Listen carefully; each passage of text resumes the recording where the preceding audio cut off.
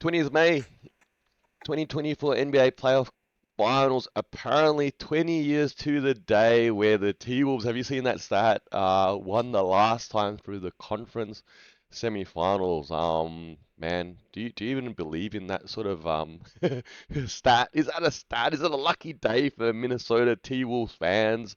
I don't know, man. Circle the calendar. I think it's a fun fact. It's one of those fun facts, like how there was always the teammate of Shaq's in the finals for like 40 years. We don't do anything with it, but it's just a fun For fact. But 40 I years. think it's a shame.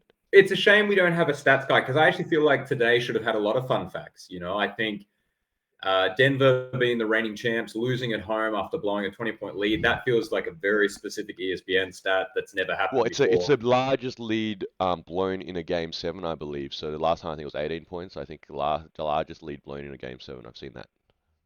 So there's that. I think two teams losing on the at home in a game seven, like on the same day, that feels pretty unheard of as well. You're talking about lower seeds winning as well. Like I'm sure there's a lot of fun facts come out of it. But so we go over to Denver and Minnesota. Minnesota coming back from 20, as we mentioned before, and I mean, I watched the highlights. I wasn't able to watch the game live. Is it Minnesota being good or is it Denver being bad? Because a 20-point lead is one thing, but you look at the box score, nobody outside of Jokic and Murray really did anything. I think they made up 65 or 70 of their 90 points or so. And Minnesota had a really even spread. In fact, I think KJ McDaniels was the highest scorer. Yeah, look, I think they all contributed across the board for the T-Wolves in that win on the road. It's it's funny. I guess Jokic probably hit it on the head, and he's seen it. He saw it 7 times over the last sort of 2 weeks or so now that this T-Wolves team were designed to could counter them, and that's what you should do, no doubt. And ironically, what was it, Tim Connolly that built both of these teams from the front office in that sort of sense. And I guess it couldn't be a better sort of insider job, somewhat, to try and pick the right pieces to rebuild a franchise into relevance, and that's what he's clearly done for the T-Wolves right now. I think at the end of the day, if you sort of look at it on paper, it was just we sort of I had picked the Nuggets to win because you sort of just taking that experience. But then, the Mm. T-Wolves were always had the depth. Yeah, you could throw body after body at Jokic, you could throw body after body at Murray. Murray probably wasn't 100% in that sort of sense. And, AG stepped up when he needed in the games that they won, but today was no factor there.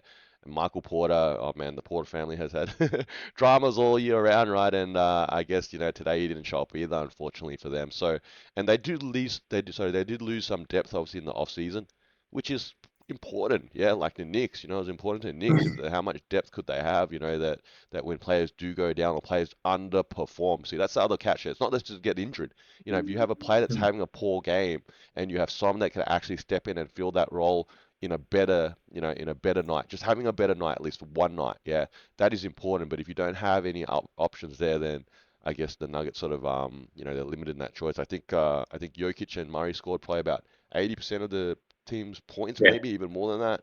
Well, when you Um, factor in assists too, like how much they those two centered the offense. Yeah. It's So look, credit it's to all T-Wolves.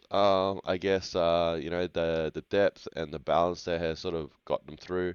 It's funny. I was thinking one of our best performing videos from when that trade was Gobert was a failure as a trade that's gone there, and I think look, obviously that was before, and I've always footnote this as an asterisk. That was before Conley arrived, and it was starting. People are actually starting to talk about Conley, right? Like Conley is mm, relevant to this situation because guess what? When D'Angelo Russell was there, they were not going to get to where they got to with him at correct. that point. He's a Yeah. different point guard, different leadership. That's probably the core area, different leadership. And the point guard that, and imagine maybe inserting like Chris Paul, at least like say a younger Chris Paul, yeah, for a few years into that sort of scenario. Okay, and I think Mike Conley has done that really admirably.